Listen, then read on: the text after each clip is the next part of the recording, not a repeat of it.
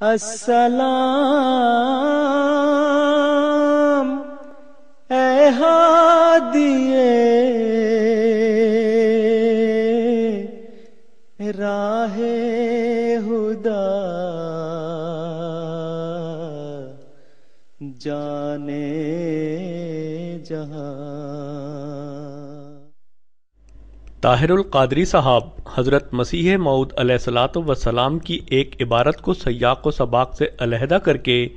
یہ دھوکہ دینے کی کوشش کرتے ہیں کہ یہاں انہوں نے لفظ خاتم کے معنی زمانی لحاظ سے آخری ہونا تسلیم کیے ہیں،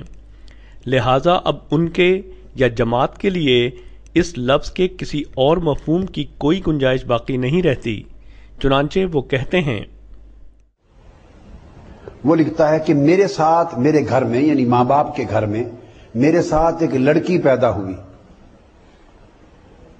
اس کا نام جنت تھا۔ اشارہ وہ دے رہا ہے کہ ہم جڑواں پیدا ہوئے، میں اور میری بہن، جنت اس کا نام تھا،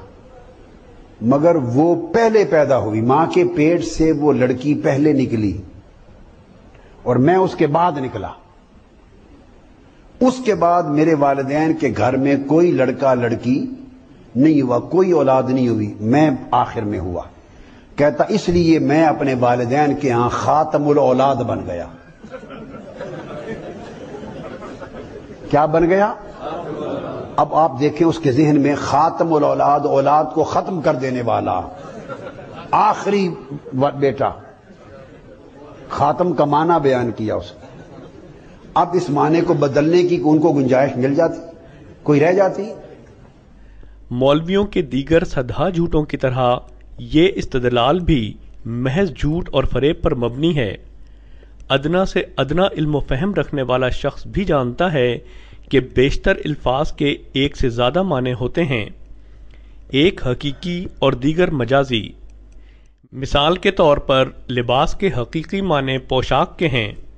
مگر قرآن شریف میں یہ لفظ مجازی طور پر ازواج کے لیے بھی آیا ہے۔ چنانچہ اللہ تعالیٰ قرآن شریف میں فرماتا ہے، وہ یعنی تمہارے ازواج تمہارا لباس ہیں اور تم ان کا لباس۔ طاہر القادری صاحب کے استدلال کے مطابق جب ایک بار قرآن پاک میں لفظ لباس کو مجازی طور پر ازواج پر اطلاق کیا گیا ہے تو کیا پھر یہ لازمی نہ ہوا کہ اس لفظ کو اس کے حقیقی معنی یعنی پوشاک پر اطلاق کرنا ناممکن ہو گیا؟ تو کیا یہ ظاہر پرست مولوی حضرات اپنی بیویوں کو لباس کے طور پر زیب تن کر کے بازاروں میں نکلتے بھی ہیں؟ یہ سادہ سی بات ہے کہ کسی بھی لفظ کے اس وقت تک حقیقی معنی ہی لیے جاتے ہیں جب تک کہ ایسا کرنا محال ہو، اور یہ محال ہونا دو ہی صورتوں میں ممکن ہے۔ اولاً یہ کہ حقیقی معنی چسپاں کرنا خلاف عقل اور خلاف بیانات ہو، دوم یہ کہ عبارت میں کوئی ایسا قطعی قرینہ موجود ہو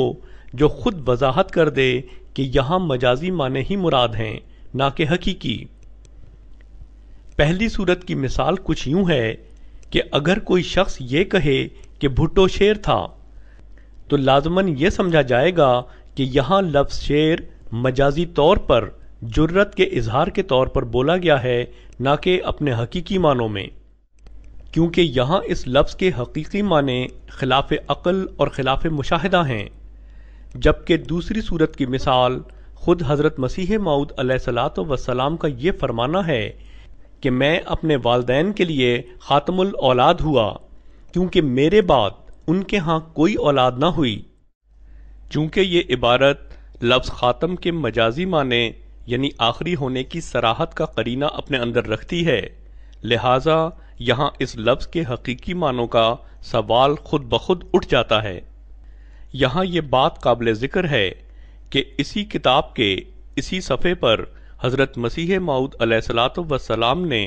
لفظ خاتم کو اس کے حقیقی معنوں میں بھی استعمال فرمایا ہے۔ چنانچہ آپ مہدی کے ذکر میں فرماتے ہیں، وہ خاتم الاولاد ہو، یعنی اس کی موت کے بعد کوئی کامل انسان کسی عورت کے پیٹ سے نہ نکلے۔ اس دوسرے حوالے میں حضرت مسیح موعود علیہ الصلوۃ والسلام جب لفظ خاتم کو اس کے حقیقی معنوں یعنی مقام مدح اور مقام فضیلت میں استعمال فرماتے ہیں تو آپ یہ نہیں کہتے کہ مہدی کے بعد قطعاً کوئی انسان پیدا نہ ہوگا، بلکہ آپ فرماتے ہیں کہ اس درجے کا کامل انسان پیدا نہ ہوگا۔ چنانچہ آپ نے اسی کتاب کے ایک ہی صفحے پر، جس پر طاہر القادری اعتراض کر رہے ہیں، لفظ خاتم کو موقع اور محل کے مطابق اس کے حقیقی اور مجازی دونوں معنوں میں استعمال فرمایا ہے۔ جہاں تک لفظ خاتم کا تعلق ہے تو اس کے حقیقی معنی مہر بمعنی فضیلت اور کمال کے ہیں، جبکہ اس کے مجازی معنی آخری بھی ممکن ہیں، مگر جیسا کہ بیان کیا گیا ہے کہ کسی بھی لفظ کے مجازی معنی صرف اسی صورت میں ممکن ہو سکتے ہیں کہ جب اس لفظ کے حقیقی معنی لینا محال ہو، یعنی ناممکن ہو۔ لہذا آیت خاتم النبیین میں لفظ خاتم کے حقیقی معنی جو کہ کمال اور فضیلت پر دلالت کرتے ہیں انہیں چھوڑ کر مجازی معنی جو کہ ختم کر دینے کے ہیں کو اختیار کرنے کا مطلب یہ ہوگا کہ نعوذ باللہ آپ صلی اللہ علیہ وسلم پر کمال اور فضیلت کے معنوں کا اطلاق ناممکن ہے، اور یہ ایک ایسا لغو خیال ہے کہ کوئی مسلمان بھی اسے تسلیم نہیں کر سکتا۔ یہ ایک ایسی حقیقت ہے کہ جس کا اعتراف نامور غیر احمدی علماء بھی برملا کر چکے ہیں۔ چنانچہ دارالعلوم دیوبند کے بانی مولانا قاسم نانوتوی صاحب اسی حقیقت کا اعتراف کچھ یوں کرتے ہیں: عوام کے خیال میں تو رسول اللہ صلی اللہ علیہ وسلم کا خاتم ہونا بئی معنی ہے کہ آپ کا زمانہ انبیاء سابق کے زمانے کے بعد اور آپ سب میں آخری نبی ہیں، مگر اہل فہم پر روشن ہوگا کہ تقدم یا تاخر زمانی میں بالذات کچھ فضیلت نہیں۔ پھر مقام مدح میں ولاکر رسول اللہ و خاتم النبیین فرمانا اس صورت میں کیوں کر صحیح ہو سکتا ہے؟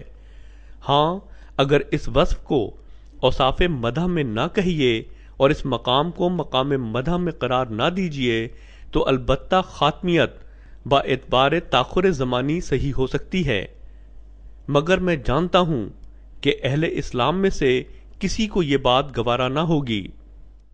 ہو سکتا ہے کہ اس مقام پر طاہر القادری صاحب یا ان کے سلسلے کے لوگ یہ کہیں کہ مولانا قاسم نانوتوی صاحب کا استدلال ان کے لیے حجت نہیں ہے، بلکہ شاید کچھ لوگ تو یہاں تک کہہ ڈالیں کہ یہ تو علماء دیوبند ہی تھے کہ جنہوں نے ختم نبوت کی احمدیہ تشریح کا جواز فراہم کیا،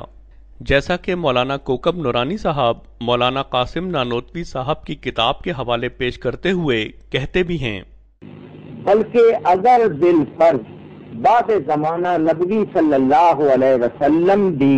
کوئی نبی پیدا ہو تو پھر بھی خاتمیت محمدی میں کچھ فرق نہ آئے گا۔ ایک حوالہ اور بھی ہے، بلکہ اگر بالفرض آپ یعنی حضور صلی اللہ علیہ وسلم کے زمانے میں بھی کہیں اور کوئی نبی ہو،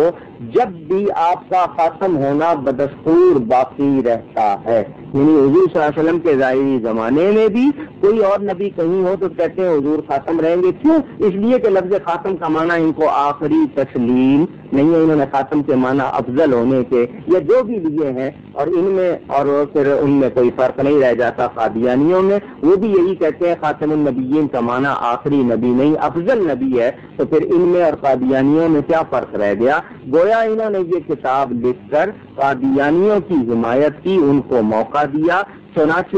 یہی کتاب لے کر جب بھی وہ قادیانی آتے ہیں تو ان وہابیوں کے پاس دیوبندیوں کے پاس جواب نہیں ہوتا۔ اس بات کے ثابت ہو جانے کے بعد کہ ختم نبوت کی احمدیہ تشریح وہابی اور دیوبندی مسلک سے ہرگز متصادم نہیں ہے، آئیے اب دیکھتے ہیں کہ سنی اور بریلوی مسلک کے مسلمہ اکابرین، بزرگان دین اور محدثین اس بارے میں کیا فرماتے ہیں۔ 6 صدی ہجری کے ایک عظیم بزرگ حضرت محی الدین ابن عربی فرماتے ہیں: جو نبوت رسول اللہ صلی اللہ علیہ وسلم کے آنے سے منقطع ہوئی ہے وہ صرف تشریعی نبوت ہے، نہ کہ مقام نبوت۔ پس اب کوئی شرع نہ ہوگی جو آن حضرت صلی اللہ علیہ وسلم کی شرع کی ناسخ ہوگی، اور نہ آپ صلی اللہ علیہ وسلم کی شرع میں کوئی نیا حکم بڑھانے والی ہوگی، اور یہی معنی رسول اللہ صلی اللہ علیہ وسلم کے اس قول کے ہیں کہ رسالت اور نبوت منقطع ہو گئی، پس میرے بعد نہ کوئی رسول ہوگا نہ نبی۔ یعنی مراد آن حضرت صلی اللہ علیہ وسلم کے اس قول سے یہ ہے کہ اب ایسا کوئی نبی نہ ہوگا جو میری شریعت کے مخالف شریعت پر ہو، بلکہ جب کبھی کوئی نبی ہوگا تو وہ میری شریعت کے حکم کے ماتحت ہوگا۔